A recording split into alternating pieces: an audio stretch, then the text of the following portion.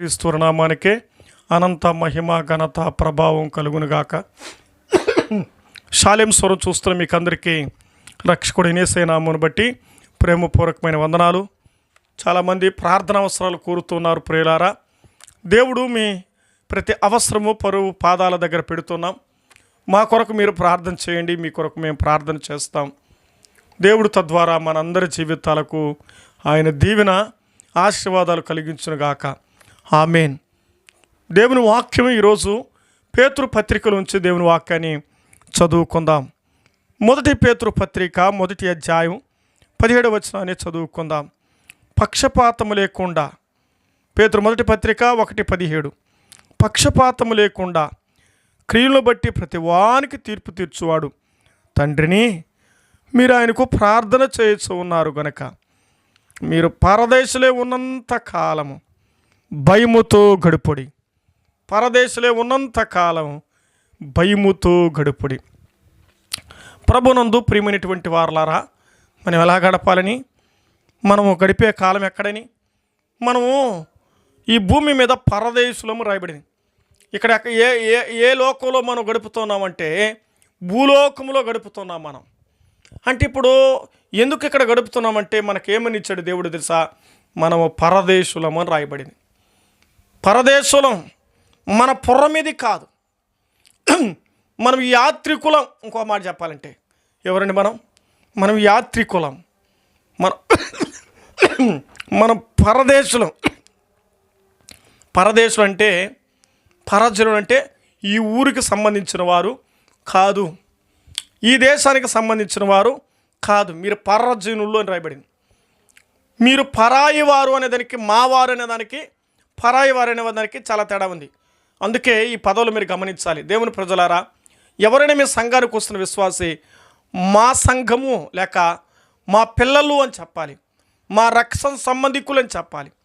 ఎవరైనా సంఘంలో మీరు పరిచయం ఇప్పుడు ఆయన అదే మా చర్చికి వస్తాడు, ఆయనలే సోదర భావంతో కలిపి చెప్పాలి. మా సంఘానికి వచ్చే మా తమ్ముడు, మా సంఘానికి వచ్చే మా అన్న, మా అక్క, మా బ్రదర్, అలాగూ పంచుకోవాలి. రక్త బంధముతో నింపబడింది సంఘం. మన ఏ సంబంధం? రక్త బంధం. అర్థమైందా? తల్లిదండ్రుల బంధం వల్ల జన్మించబడ్డాం, వాస్తవమే. ఆత్మీయతలు మనం రక్త సంబంధికులం. అమెరికా దేశస్తులైనా, ఇంగ్లాండ్ వారైనా, జపాన్ వారైనా, చైనా వారైనా, పాకిస్తాన్ అయినా, భారతదేశమైనా, ఏ దేశం వారైనా సరే అండి, మనమంతా కూడా రక్త సంబంధికులం. మనం ఈ భూమి మీద నివసించాము.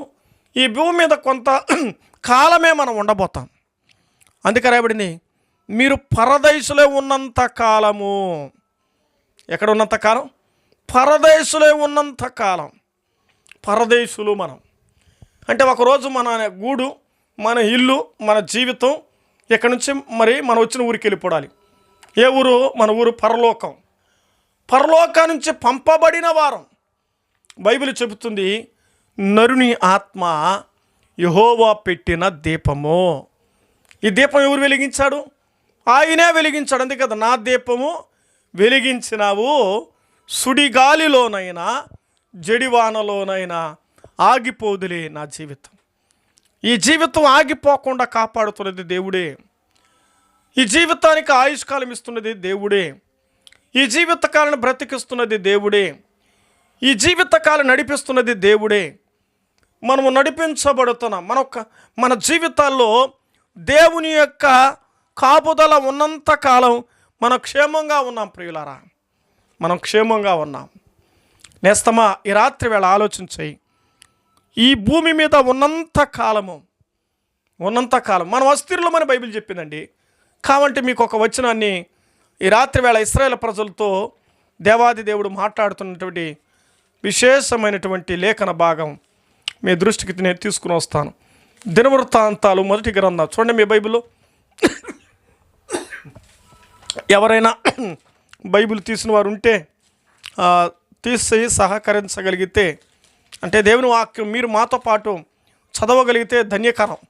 ఎందుకంటే దేవుని వాక్యం చదువువారు, దేవుని వాక్యం ధ్యానించేవారు వారు ధన్యులు, వారు దరిద్రులు కాదని పరిశుద్ధ గ్రంథం చెబుతుంది. రండి 29:15.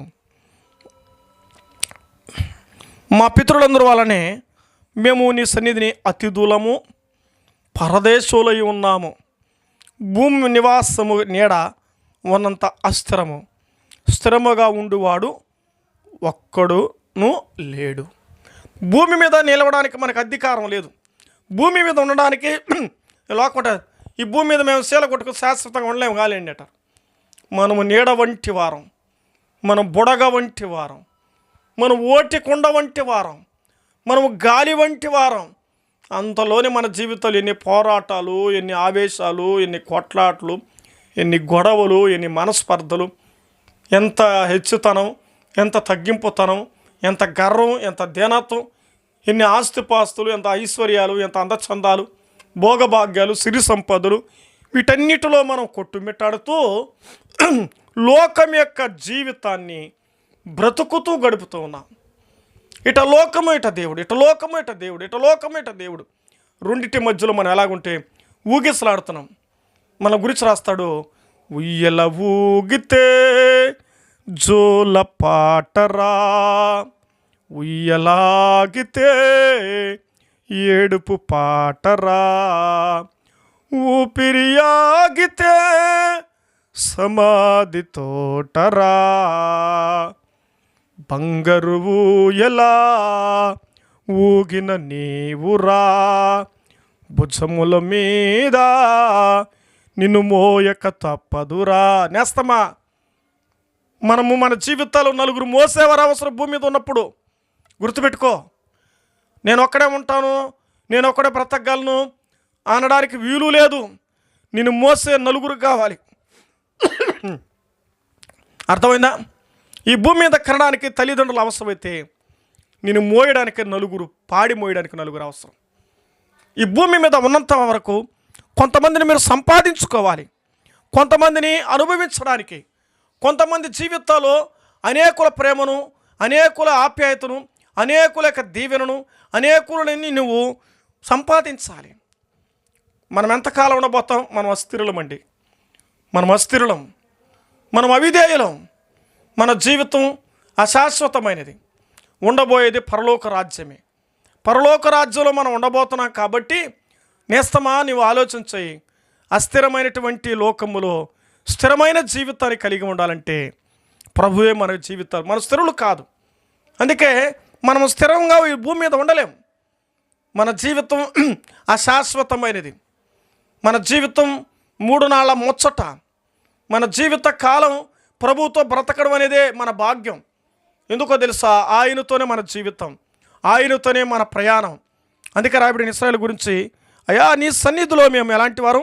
అతిథులము, పరదేశులై ఉన్నామన్నాడు. ఎట్టున్నారట? పరదేశులై ఉన్నారు. కాబట్టి మనం పరదేశంలో ఉన్నంత కాలం అని రాయబడింది కదండి, పరదేశులై ఉన్నాము. ఇంకా దేవుని వాక్యం అంటుంది, ఇశ్రాయేలు ప్రజల జీవితాల గురించి దేవుడు రాస్తాడు. అపోస్తుల కార్యముల గ్రంథం 13వ అధ్యాయం 17వ వచనంలో ఒక మాట మనం చూద్దాం. అపోస్తుల కార్యముల గ్రంథం 13:17 అక్కడ రాయబడినటువంటి విశేషాన్ని 13:17లో మనం చదువుకుందాం రండి. ఏమైనా రాయబడుతుందో మనం చదువుదాం. అక్కడ, ఇశ్రాయేలారా, దేవునికి భయపడు వారులారా వినుడి. ఇశ్రాయేలు ఈ ప్రజలను దేవుడు మన పితరులను ఏర్పరచుకొని వారు ఐగుప్తు దేశముందు పరదేశం ఉన్నప్పుడు ఆ ప్రజలను హెచ్చించి తన భుజముల మీద చేత వారిని అక్కడికి తోడుకొని వచ్చి ఇశ్రాయేలు ప్రజలని తన భుజాల మీద మోసాడట. తన భుజస్కంధాల మీద ఇశ్రాయేలు ప్రజలను మోసాడు. అర్థమైందా? బిడ్డను తల్లి భుజాల మీద, తండ్రి భుజాల మీద మోసినట్లుగా ఈనాడు మానవ లోకాన్ని దేవాతి దేవుడు భుజాల మీద మోసాడు. ఆయన మోసాడు, మానవులు మోసాడు. నేను మోసాను, నేను ఎత్తుకున్నవాడు నేనే. ముదిము వచ్చే వరకు నేను ఎత్తుకునేది ఎవరు అనుకుంటున్నావు? కొంతమంది, రే నువ్వేం పెద్దోడు అయిపోయినావురా, ఆ రోజు చిన్నప్పుడంతా ఎవరు భుజాల మీద ఉన్నావు అనుకుంటున్నావు? నా భుజాలే కదా, నేనే కదా నేనంతా ఎత్తి సాకింది. మీ అమ్మ వదిలేస్తే, మీ నాయన వదిలేస్తే నేను కదరా నేను ఎత్తుకుని ముద్దాడి నీకు అన్నం తినిపించి, గోరుముద్దలు తినిపించి, నిన్ను ఆడించి, నీకు నీళ్ళు పోసి, రే ఈరోజు ఎవరా నువ్వు పెద్ద బాగా మాట్లాడుతున్నావు రే అంటారు. మన బంధువర్గంగా మనం పెంచిన వారు అలా మాట్లాడుతూ ఉంటారు కదండి. అలాగైతే యేసు ప్రభు వారు కూడా నిన్ను నన్ను ఏం చేశాడు? ఆయన మోసాడు. ఎట్లా మోసాడు తెలిసిన? పక్షి పిల్లలని, తన పక్షి, తల్లి పక్షి ఎలాగైతే బిడ్డను గద్ద ఆకాశ గగనాల్లో ఎత్తుకొని విహరించి మోస్తుందో? నేస్తమా ఆలోచన చేసుకో. దేవుని యొక్క వాక్యం పరిశుద్ధ గ్రంథంలో రాయబడినటువంటి విశేషమైన మాటను నీ హృదయాంతరంగంలో పదిలిపరచుకోవాలి. పరిశుద్ధ గ్రంథంలో మనం చదువుకున్నటువంటి లేఖం అపోస్తల కార్యముల గ్రంథంలో 13:17 ఏమని చదువుకున్నాం? మిమ్మల్ని ఎలాగ తీసుకొచ్చాను? నేను చేతులతో తన భుజబలము చేత వారిని అక్కడి నుండి తీసుకుని. ఎక్కడి నుంచి? ఎవరు వీళ్ళు అంటే ఇశ్రాయేలు ప్రజలు. పరదేశంలో ఉన్నారు వారు. ఐగుప్తు దేశంలో బానిసలుగా ఉన్నారు. బానిసలుగా ఉన్న వారిని భాగ్యవంతులుగా చేయాలని, వారి బానిస నుంచి భాగ్యవంతులుగా నడిపించడానికి వారిని దేవుడు ఇశ్రాయేలు ప్రజలను మోసాడు. ఆయన మోస్తూ వారి పట్ల ఎంత జాగ్రత్త వహించాడు. వారు 40 సంవత్సరాల ప్రయాణంలో ఎన్ని మజిలీలు, ఎన్ని ఘట్టాలు నడిపించబడ్డాడు. వాళ్ళ ప్రయాణం అంతటిలో, వారి రాకపోకల్లో, వారి ఆరోగ్య విషయాల్లో వారి గురించి రాయబడుతుంది. వారి చెప్పులు పాతగెలలేదు కదండి. చెప్పులు తిగిపోలేదు, అరిగిపోలేదు. వస్త్రాలు పాతగెలలేదు. వాళ్ళ జీవితాలు అలాగూ నడిపించాడు. అందుకే దేవుని వాక్యంలో మరొక వాక్యాన్ని మనం చదువుదాం. కీర్తనలు 146వ కీర్తన 9వ చరణాను దేవుని వాక్యంలో ఏమి రాయబడుతూ చూద్దాం. కీర్తనలు 146:9. 146వ కీర్తన 9వ చరణం. యెహోవా పరదేశులను కాపాడువాడు. ఏం చేశాడు? వారు పరదేశులుగా ఉండగా ఆనాడు ఇశ్రాయేలు ప్రజలు కాపాడారు. ఈరోజు ఎవరైతే పరదేశులుగా ఉన్నారో ఈ భూమి మీద ఉన్నంతకాలం మనల్ని కూడా దేవుడు ఏం చేస్తాడు? కాపాడతాడమ్మా. దేవుడు తప్పనిసరిగా నిన్ను ఈ భూమి మీద ఉంచినంత కాలం, మన పరదేశంలో ఉన్నంత కాలం ఎవరు కాపాడాలి? నీ రాకపోకలింది యెహోవా నిన్ను కాపాడునుగాక. నీ ఆరోగ్యాల దేవుడు కాపాడునుగాక. నీ పనుల్లో దేవుడు కాపాడునుగాక. నీ గర్భఫలమును కాపాడునుగాక. నీ కుటుంబాన్ని కాపాడునుగాక అని తన గ్రంథంలో, పరిశుద్ధ గ్రంథంలో రాయబడింది.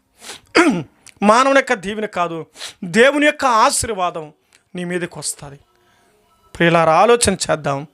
దేవుని వాక్యం రాయబడిన పరదేశులై ఉన్నంత కాలం ఈ భూమి మీద మనం ఏమవుతున్నామంటే కాపాడుబడుతూనే ఉన్నాం. మనం యాత్రికులమని తన సన్నిధిలో ఉన్నంత కాలం, మన పితృల వలె నీ సన్నిధిని పరదేశంలో ఉన్నంత కాలం, దేవుని సన్నిధిలో ఉన్నంత కాలం మనం ఏమో తెలిసిన ఖచ్చితంగా కాపాడబడతాం. కాబట్టి మనం ఏం చేయాలి? దేవుని సన్నిధిలో మనం ఉండాలి. ఈ భూమి మీద బ్రతికినంత కాలం దేవునికి దూరం కాకుండా దేవునికి దగ్గరగా బ్రతకాలి. ఎందుకో తెలుసా? మనల్ని కాపాడేది ఆయనే, మనల్ని రక్షించేది ఆయనే, మనల్ని పోషించేది ఆయనే, మనల్ని విడిపించేది ఆయనే, మనల్ని నడిపించేది ఆయనే. కాబట్టి మీరు అర్థం చేసుకోవాలి, పరదేశులై ఉన్నంత కాలం మనము పరదేశులమని బైబిల్ చెప్పింది కదండి. కీర్తనకారుడు కూడా రాస్తాడు 119వ కీర్తనలో ఏమని రాస్తాడంటే తను కూడా ఒక మాట అంటాడు. చదువుదా 119:9. 119:19. నేను భూమి మీద పరదేశి ఉన్నాను, నీ ఆజ్ఞ నాకు మరుగు చేయకుము. అర్థమైందా? భూమి మీద ఏమైనాట? పరదేశి ఉన్నాను. భక్తుల జీవితాలందరూ కూడా ఎలా ఉన్నారు? పరదేశులే. వాళ్ళే కాదండి, ఇశ్రాయేలు ప్రజలు తర్వాత మరికొంత భక్తులు నీ దగ్గరికి వచ్చే కొద్దికు నువ్వు నేను కూడా. గుర్తుపెట్టుకో, మనం శాశ్వతంగా ఈ లోకంలో ఉండం. ఈ లోకం అశాశ్వతం అనేది. ఈ లోకంలో కొంతకాలం బ్రతికేది. ఈ లోకం మన జీవితం కొంతకాలానికి వెళ్ళిపోవలసిందే. అందుకే పరదేశులే ఉన్నంత కాలం, ఉన్నంత వరకే దీని గురించి ఆలోచించాలి. కానీ అయితే ఆలోచించవలసింది యుగయుగాలు దేని గురించి అంటే, నేను వెళ్ళబోయే లోకం ఏది? నేను ఎవరు? పరదేశిని కదా, నేను ఎవరు? యాత్రికుడును కదా, నేను ఈ ఊరికి వచ్చాను కదా, తిరిగి నా ఊరు వెళ్ళాలి కదా, నా వాడని కలవాలి కదా, నా ప్రజలు కలవాలి కదా, నా దేవుని కలవాలి కదా, నా దేవుని ఆరాధించాలి కదా. ఈ భూమి మీద ఆరాధికుడిగా ఉంచాడు, పరలోకంలో కూడా నిన్ను ఆరాధికుడిగా ఉంచబోతాడు. అయితే మనము పరదేశంలో ఉండాలి. కానీ పరదేశంలో ఉన్నప్పుడు, ఈ భూమి మీద ఉన్నప్పుడే మనం ఏమైపోయి దేవునికి దూరస్తులైపోయామంట. ఎఫెసీ పత్రికలో దేవుని వాక్యాన్ని చదువుకుందాం రండి. దేవుడు ఈ భూమి మీదకి నిన్ను నన్ను పంపించినప్పుడు ఈ భూమి మీద దేవుడు మనం ఉంచితే మనం ఎటువంటి పనులు చేస్తున్నామో చదువుదాం రండి. 2వ అధ్యాయం 19వ వచనం. అక్కడ రాబడిన మాట ఏమంటే, కాబట్టి మీరిక మీదట పరజనులు పరదేశంలో ఉండక పరిశుద్ధ పట్టణంలో ఎట్టున్నారట, దేవుని ఇంటి వారే ఉన్నారు అని దేవుడు మనకిచ్చాడు. కానీ మనం ఎలాగున్నాము? అక్కడ ఏకముగా ఉండాలని దేవుని యొక్క ఉద్దేశం. పరదేశులే మనం రాయబడింది అనమాట. మనము దూరస్తులుగా ఉన్నాం, దేవునికి అవిధేయులుగా ఉన్నాం. మరియు ఆయన వచ్చి దూరస్తులు మీకు మాకు సమీపమైన వారికి సువార్త ద్వారా మనం ఏమంటే ఇప్పుడు సమీపస్తులయ్యాం, దేవుని తన సన్నిధికి చేరగలిగి ఉన్నాం. ఇది దేవుడిచ్చినటువంటి గొప్ప భాగ్యం. దేవుని జనాంగమా, పరిశుద్ధులారా, ప్రభు చేత రక్తంతో కడగబడినటువంటి సంఘమా, మనము యుగయుగాలు ఉండబోతాము. మనం యాత్రికులము, మనం పరదేశులము, మనం ఎక్కువ కాలం ఈ లోకంలో ఉండము. 70 లేక 80 దానికి మించితే మన జీవితం మనకు తెలియదు. పరిశుద్ధ గ్రంథ బైబిల్లో రాయబడిన కాలాలు. అయితే ఆయన ఉన్నంత కాలం ఆయన యుగయుగాలు ఉంటాడు, తరతరాలు ప్రభు ఉంటాడు. ఆయన ఉంటాడు కాబట్టి మనం కూడా ఏం చేయాలి? మనమేం పాట పాడతాం, నువ్వు ఉంటే నాకు చాలు యేసయ్యా, నీతో ఉంటాను యేసయ్యా. మనము దేవునితో ఉండాలి, ఆయన మనతో ఎప్పుడు ఉంటాడు. ఆయన అన్నాడు కదా, నేను నీడవలే ఉంటాను అన్నాడు, నేను మేఘము వలె ఉంటాను అన్నాడు, నేను అగ్ని వలె మీతో ఉంటానన్నాడు. ఆనాడు ఇశ్రాయేలు ప్రజలకు వాగ్దానం. ఈరోజు నీకు నాకు వాక్య రూపంలో నీతో నాతో ఉంటాడు. ఆయన దర్శించే దేవుడు, ఆయనను పరామర్శించే దేవుడు, ఆయన నేను పలకరించే దేవుడు, నీకు తోడై ఉన్న దేవుడు ఆయన. కాబట్టి దేవుడు కూడా ఈ భూమి మీద మనము దూరస్థులమైపోయినప్పుడు ఏక పట్టణస్థులుగా చేయడానికి ఆయనడు పరలోక రాజ్యాన్ని విడిచి ఈ భూమి మీదకి పరదేశిగా వచ్చాడట. చూడండి బైబిల్ గ్రంథంలో మత్తయి సువార్త 25వ అధ్యాయం. మత్తయి సువార్త 25వ అధ్యాయం 35వ వచనం. నేను ఆకలి గుంటిని, మీరు నాకు భోజనం పెట్టితిరి, దప్పిగొంటిని, నాకు దాహం ఇచ్చితిరి, పరదేశిని ఉంటిని, నన్ను చేర్చుకుంటిరి. అయ్యా నువ్వు ఎప్పుడు వచ్చావు ప్రభువా, నువ్వు ఎప్పుడు కలిసావు ప్రభువా, నువ్వు ఎప్పుడు మాతో ఉన్నావు ప్రభువా అని అంటారు. ఒకరికి మీరు చేశారు కదా, అది నాకు చేసినట్లు. ప్రభు కొంతకాలం ఈ భూమి మీద 33.5 సంవత్సరం ఆయన ఉన్నాడు. కొంతకాలం పరదేశులుగా ఆయన యాత్రలోనికి వచ్చాడు. ఆయన యాత్ర ముగిసింది, పరలోకములోనికి వెళ్ళాడు, పరిశుద్ధాత్ముడిగా తిరిగి వచ్చాడు. నేస్తమా, యేసు ప్రభు వారు కూడా పరదేశులై ఉన్నంత కాలం, అక్కడ రాయబడిన మాట, దేవుడే పరదేశి అయ్యాడు. పరదేశం ఉన్నంత కాలం మనం ఎలా ఉండాలంటే ఈ భూమి మీద ఉన్నంత వరకు మనం చాలా జాగ్రత్తగా ఉండాలి అని చదువుకున్నాం. మూలవాక్యానికి వద్దాం రండి, చదివి మనం ముగిద్దాం. 1 పేతురు రాసినటువంటి పత్రిక 1వ అధ్యాయము 17వ వచనం. మీరు పరదేశులే ఉన్నంత కాలం భయముతో గడుపుడి. ఎట్లుండాలి?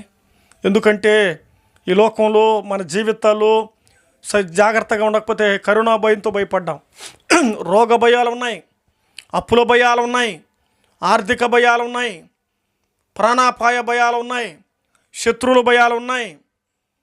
అర్థమవుతుందా? మనుషుల భయాలు ఉన్నాయి. ఎవరిని ఎలా చేస్తున్నారో తెలియడం లేదు, ఎవరిని ఎలా ముంచి వేస్తున్నారో తెలియడం లేదు, ఎవరి కుటుంబాలు ఎలాగో చెడగొడుతున్నారో తెలియడం లేదు. మొత్తం మీద కొన్ని మేలు కొరకే, కొన్ని కీడు కొరకు జరుగుతున్నాయి.